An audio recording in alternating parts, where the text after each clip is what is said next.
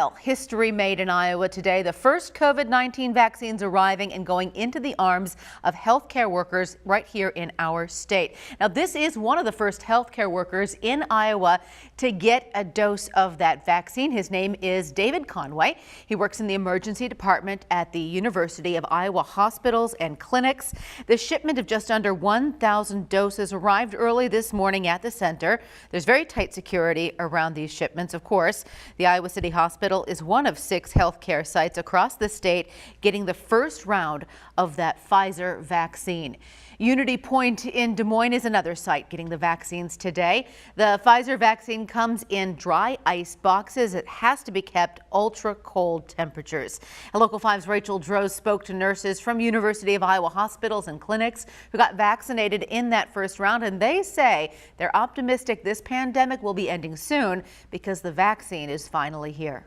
Healthcare workers around Iowa celebrating today. Today is the beginning of that light at the end of the tunnel. Seth Jackson, a staff nurse who works with COVID patients on ventilators at UI Healthcare, was the third person in Iowa to get vaccinated.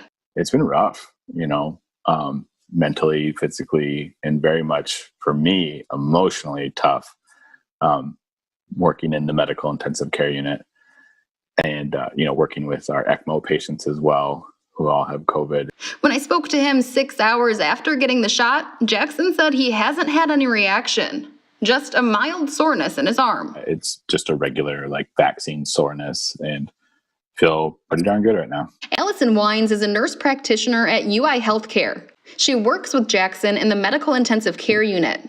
Wines says she was ecstatic when she found out the vaccine was coming. And I was like, oh, it's happening. It's happening. It's happening tomorrow. I knew it was going to happen this week, but I was like, it's happening. And Wines, who was fit to get the shot, says this vaccine has lifted a weight off everyone in the medical community.